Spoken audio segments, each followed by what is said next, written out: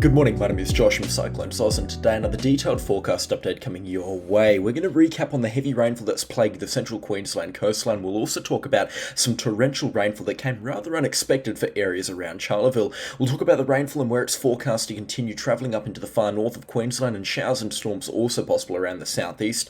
We'll also talk about the tropical weather situation as well, the heatwave situation down in the southern parts of the state, and some severe thunderstorms still expected to remain over Western Australia. All of that plus more coming up in today's weather forecast, and if you are brand new to the channel, please consider subscribing. The support lately has been much appreciated. But let's get stuck straight into things over in the central Queensland area, and I promise I'll keep this short and sweet, this recap at least, but we have had some very heavy rainfall overnight.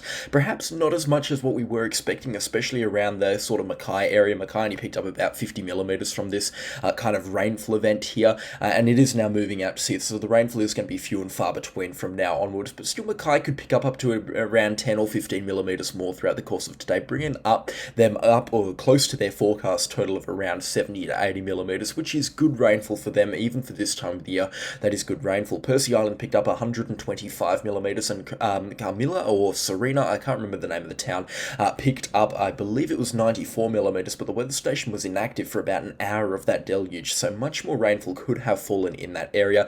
And if you've got any personal weather stations stretching between Mackay down towards Ogmore, especially inland, then please do let me know how much rainfall you've had. I'd be very keen to hear, because I do reckon we're going to have some pretty big rainfall accumulations to report on just inland.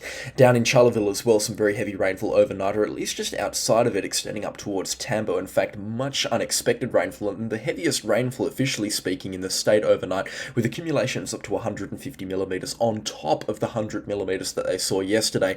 They really are saturated in this little pocket here.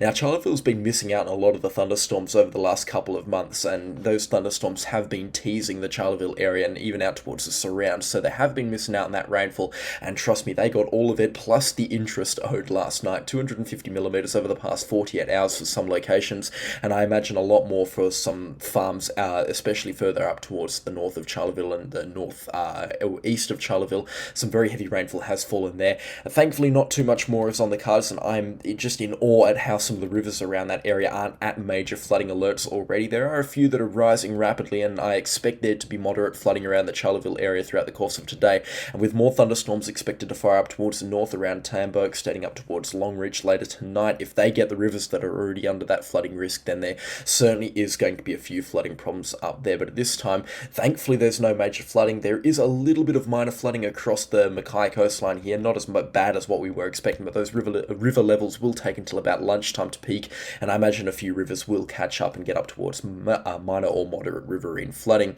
The showers and storms along the central Queensland coastline easing off throughout the course of today, in fact clearing out pretty much completely by early tomorrow morning. A few showers will still linger between the Mackay area down towards the Sunshine Coast here and there, a couple of millimeters expected for Ogmore, Rockhampton, Yeppoon, Gladstone, Agnes Water and Bundaberg, but again, nothing to write home about and nothing really to get excited about. The next part of the video is up in far northern Queensland, and rightfully so. They have a bucket of rainfall on the way throughout the course of today and into tomorrow morning as well. It's not so much reciprocated on this forecast here, but you can see some pretty significant totals expected over the next 48 hours.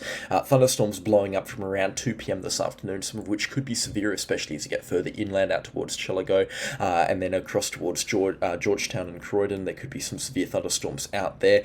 They should remain far enough inland to unfortunately not give the Atherton tablelands or areas around Ravenshoe, Atherton, and then further up towards Mount Carbine and Laura even.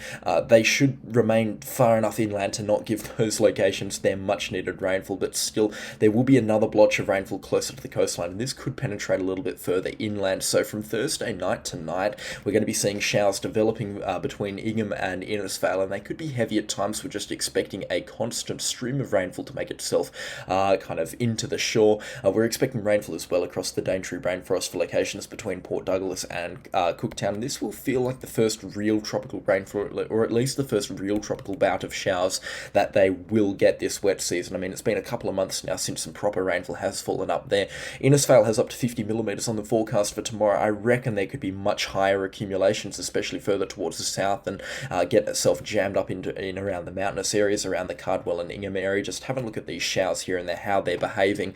I think there could be much more rainfall in some of the more mountainous areas, the mountainous valleys and some of the mountain peaks. There could be a vast quantity plenty of rainfall moving through by tomorrow morning, and I would not be surprised if rainfall totals to the 9 a.m. on Saturday were in excess of 125 or 150 millimetres. I think 150 millimetres might be a bit of a push, but again, just it wouldn't shock me if we had accumulations like that. This feels like the first real bout of tropical rainfall, and I've been reading the comments about how it feels like it's just imminent and it's waiting to happen. The humidity's there, the cicadas are louder than ever, and a lot of people just really hanging out for this tropical rainfall, and they're expecting it, so I would not be surprised if some significant rainfall did make itself kind of, or knock onto Innisfail or Tully's door throughout the course of tomorrow. It should clear up by Saturday morning into the early afternoon hours. A couple of showers will still linger through Saturday and Sunday for the coastal areas between Innisfail right down through Cardwell and Ingham, and maybe even down about as far south as Tully through Saturday and Sunday, and showers pretty consistent throughout the course of next week, actually here and there, but the real rainfall will ease off by Saturday morning, and we are going to have some substantial rainfall accumulations to report on here. Now, some of these accumulations are a little bit below what you might be expecting and what I have been talking about, but over the next 4 days, accumulations should be in excess of 40 to 60 millimetres, especially along the coastline south of Cairns and then further north up towards Port Douglas and Wudgil. Cooktown expecting about 20 millimetres, Chilago expecting about 20 millimetres. The majority of that should come from thunderstorms tonight. Atherton is going to be a very hit and miss 15 millimetres, and that is not the rainfall that they were hoping for either. We need much more rainfall out into the Atherton tablelands, and same deal for Raven, so slightly wetter down there, but again the rainfall is going to be a very hit and miss, kind of 10 to 20 millimetres or so. Innisfail and Tully is kind of a hard sell at this time because both of them 60 millimetres is quite a good forecast, just considering the weather pattern that's going to come ashore. But if we get one or two very heavy rain showers that sits on some of these locations for a couple of hours, and that's completely possible at this time of the year, rainfall accumulations will blow out into the triple figures. So I'm not going to comment too much on what rainfall Innisfail and Tully are expected. The Bureau of Meteorology have predicted between 5 and 50 millimetres tomorrow for Innisfail, and that's a completely valid forecast in terms of how much uncertainty there is. Innisfail could pick up next to nothing, or they could pick up a boatload of rainfall. Ingham and Cardwell as well, some good falls expected there, especially around Ingham. I'd be surprised if over the next 3 or 4 days they didn't pick up 100 millimetres of rainfall. Townsville, however, I would be surprised if they picked up more than 25 millimetres. Even though this forecast suggests much more, I think that rain dome is going to be in full swing, and they're just protected enough to kind of prevent themselves from getting the onshore flow showery stuff. I think the peninsulas around Ayr and then the peninsula just outside of Townsville does a really good job at protecting it from receiving their much needed rainfall, so they won't be receiving any more or any substantial rainfall over the next couple of days. And then further rainfall around the Mackay area, it should be around that kind of 30 to 50 millimetre mark throughout the course of today. We still have a couple of good showers, as you can see on the radar imagery and with the satellite. They are mainly offshore, but a couple of light to moderate falls making themselves at home between Yellowborough and Proserpine, and then up towards Airlie Beach as well. Some decent rainfall is currently being made, pushed ashore at this time, but it is easing off, and it's easing off quite quickly as well. So I think the rainfall there is on its last legs. This was the stuff that we were concerned about would be sitting right on the shore or being driven up into the mountainous areas around Mackay, but thankfully a 50 or 100 kilometre wobble in the track has brought that rain bomb, if you'd like, further offshore. The winds are still quite strong, especially around Hydrographer's Passage at Creel Reef. There are some significant wind gusts being reported up to around 90 kilometres an hour, but at this time we're very thankful that the rainfall has kept itself substantially further offshore than what we were expecting. That is just a much better case scenario to what I was expecting to be waking up to today, so we're very, very thankful for that. But yeah, in terms of central Queensland and the rainfall that basically does it, I'll just give a brief forecast across the southeast. We've still got that boring kind of no thunderstorms expected over the next couple of days, but we could see a few lightning strikes here and there, especially around Burleigh Heads and the Gold Coast throughout the course of tonight into very early tomorrow morning and then into tomorrow afternoon, with some heavy showers making themselves apparent across the southeastern corner of Queensland, extending up from the Gold Coast at around lunchtime and then into the Brisbane metro area into the later afternoon hours, and then further north up into the southern parts of the Sunshine Coast and Maroochydore and inland out towards Crow's Nest and Toowoomba into the later afternoon hours, and a couple of good drops of rainfall expected here and there. In fact, I'd be surprised if 1 or 2 weather stations didn't pick up 50 or 60 millimetres, but I reckon the rainfall is going to be hit and miss all around for the southeastern corner of Queensland. A lot of places will get a couple of millimetres of rainfall, but there's going to be very few places that pick up the actual good rainfall that they get very excited for into the southeast of Queensland. And then looking further out into the future, I mean, Saturday not expecting anything. A few showers are possible, but nothing really expected across the southeast of Queensland.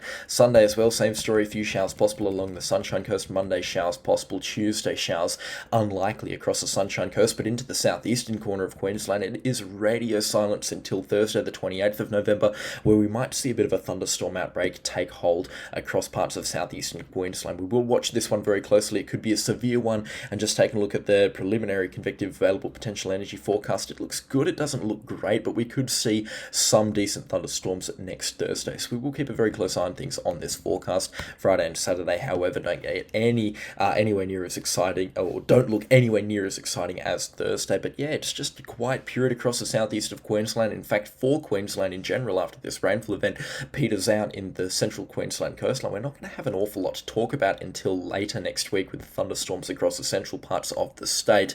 But we have spent plenty of time on Queensland for this forecast update, so let's head into the Northern Territory and Western Australia and talk about some tropical thunderstorms that we're expecting over the next couple of days. In fact, it's just a consistently wet picture over the next 10 days. Plenty of rainfall expected to pipe itself up from Monday and Tuesday across interior parts of the Northern Territory, so the heads up for locations such as Elliot, Tennant Creek, and then down towards Alice Springs and Ayers Rock. There is going to be some great rainfall there over the coming couple of days into next week. Monday, Tuesday, Wednesday, and Thursday do look to be the wettest of days there. If you are a grey nomad or you're travelling through central parts of the Northern Territory, I'd recommend heading further north up to better roads around the sort of the Wave Hill and Elliot region, or get yourself into South Australia or into Queensland if you're headed that way. Definitely rush things up in the Northern Territory. I reckon get yourself across to Queensland, because some of those roads, they're going to turn to slush from about Wednesday onwards with some of the rainfall and thunderstorms that are expected, and river levels will also swell, so some river crossings will be made impassable unless you have a juiced up four-wheel drive.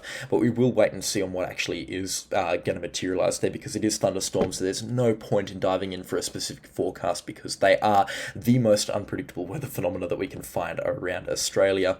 In terms of the weather for Western Australia as well, we have had a good outbreak of severe thunderstorms over the last couple of days, and they are easing out now. Some good rainfall has been reported. In fact, Q, I believe, has picked up the most rainfall, a further 80 millimetres out there, so some very good falls have been reported. Perenjori as well picked up 72 millimetres, and that's not the map we want. If we take a look at the drought monitoring map, indeed, with the soil moisture anomaly values, they are above average all round. Fantastic to see across Western Australia. No drought to speak of. It looks really, really wet, which is just fantastic. This will be the rainfall that will see some farmers through the entire summer months into the winter next year. So hopefully we get a bit of top-up rainfall around March or April with some thunderstorms, and that will just lead off to a perfect summer for some of the wheat belt farmers and then some of the cattle ranchers up into the Gascoyne region. It's looking really hopeful right now. This rainfall was much needed, and it couldn't have came at a better time either. So again, just fantastic news all around. Hopefully there wasn't too much damage from some of the severe thunderstorms, but it has looked really good so far, all the reports that I have been reading. What doesn't look too good though is going to be the weather forecast for Victoria from today onwards. We've got warm temperatures expected to extend across parts of the state, especially throughout the course of today. Mildura expecting a top of 35, and some of the locations outside of Mildura with some strong gusty winds powered by a high pressure system over about the Australian Capital Territory actually is going to be bringing those warm temperatures and increasing those fire danger ratings. You can see it throughout the course of today. We're expecting high to very high fire danger ratings across interior parts of Victoria. We can see Mildura under very high fire danger ratings, and some of the areas that have recently been burnt out by some significant fires are still under those very high fire danger ratings throughout the course of today. And then extreme fire danger ratings expected to extend into parts of South Australia and then into further into Victoria's west throughout the course of tomorrow as well. So make sure you do have your fire action plan in place. Make sure you are also on top of the State Emergency Services website for Victoria. Keep in touch with the news authorities as well. Make sure you've got that working radio so you know exactly what weather and what fires are coming your way, and if you do need to evacuate, and heed all warnings that do come your way as well, because it does look like a pretty significant fire danger day tomorrow, and we do have those very high to extreme fire danger ratings expected to extend across parts of Victoria. Those heat wave conditions should clear out by tomorrow afternoon as well, with a bit of a cool change expected to sweep through sometime late Friday and into early Saturday. You can see Saturday it really does rapidly warm up with temperatures up to 38 degrees for Mildura, and then with those winds as well ahead of that cool change, we have some substantial fire danger ratings expected across parts of inland Victoria, but across the west it does rapidly ease off just with those winds and those wind gusts that are moving through, bringing in those cool temperatures. You can see the temperature line here, temperatures up to 38 39 for Mildura at around lunchtime and then rapidly cooling off into the later afternoon hours, and same story for Melbourne as well. I always love watching these materialise. 36 by lunchtime on Saturday for Melbourne, and then by the time the sun's setting, it's below 20, so they get some pretty dramatic cool changes down there, and one that is quite dramatic is going to be coming through on Saturday, bringing a bit of reprieve to the heatwave conditions that Victoria has been seeing.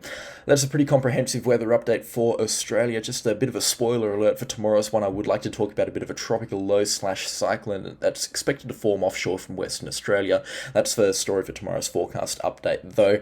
In terms of detail, I don't think we could have squeezed any more out of Australia, especially Queensland as well. So if you do have any questions or comments, or if I've left anything unanswered, then please do let me know in the comment section down below as well, and I'll get back to you as soon as I can.